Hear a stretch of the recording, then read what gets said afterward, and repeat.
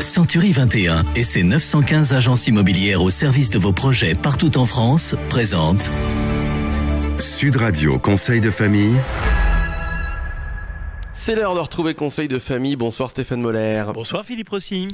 Stéphane, vous êtes associé au sein du cabinet VIA et donc aujourd'hui nous allons répondre à Jean qui habite Toulouse et qui nous pose une question fort intéressante. Il nous demande de préciser l'intérêt d'acquérir des parts de SCPI au sein d'un SCI à l'IS. Alors c'est effectivement un sujet un peu technique mais très intéressant. Et c'est vrai que ce type de questions se multiplie à mesure que les SCPI deviennent avec le temps l'un des placements favoris des Français. Avant de lui répondre, nous devons revenir sur quelques notions. Alors, d'abord, définir ce qu'est une SCPI. La société civile de placement immobilier ou pierre papier est un support d'investissement dédié à l'achat et la gestion d'un parc immobilier locatif. La SCPI permet notamment à des investisseurs particuliers de devenir propriétaires d'actifs immobiliers professionnels pour des montants relativement faibles et surtout de mutualiser leurs risques avec d'autres investisseurs. Philippe, je vais vous laisser faire la chronique, vous avez tout compris. Eh oui, alors pourquoi peut-il être pertinent de mettre des parts de SCPI dans une SCI à l'IS, Stéphane ? Eh bien, l'intérêt va être essentiellement fiscal, et ce, à deux titres. En premier lieu, mettre des parts de SCPI dans une SCI à l'IS ne présente un intérêt que si les parts de SCPI ont été acquises à crédit. Vous allez comprendre pourquoi.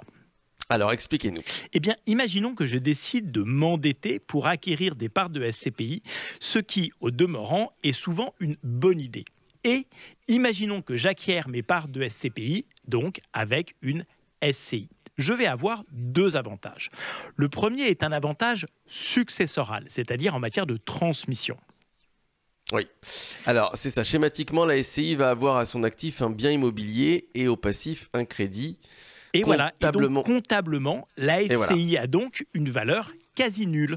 Je vais donc pouvoir la transmettre à mes enfants quasiment en exonération de droits de succession. On a donc bien un avantage successoral. Alors, Stéphane, second avantage fiscal ? Eh bien, pour faire simple, on va dire que le taux de fiscalité à l'IS est souvent inférieur au taux de prélèvement des personnes physiques. En l'espèce, il ne devrait pas dépasser 15%. Et que les revenus que nos investisseurs tirent de leur SCI ne sont pas des dividendes, mais dans un premier temps, le retrait de leur compte courant d'associés. La combinaison de ces deux facteurs permet de diminuer la fiscalité qui peut être un peu lourde avec des SCPI. À qui l'acquisition de SCPI au travers d'une SCI est-elle destinée ? Eh bien, par exemple, à des investisseurs qui ont d'importantes tranches marginales d'imposition, mais qui veulent tout de même acheter de l'immobilier, par exemple pour leur retraite. Ou alors à des investisseurs qui souhaitent transmettre du patrimoine à leurs enfants. C'est très clair, merci Stéphane. Conseil de famille à retrouver en podcast sur notre site internet sudradio.fr et puis n'hésitez pas à prendre contact avec les équipes de VIA par le biais du site de Conseil de famille, conseil avec un s-2-famille.com. À demain Stéphane. À demain Philippe.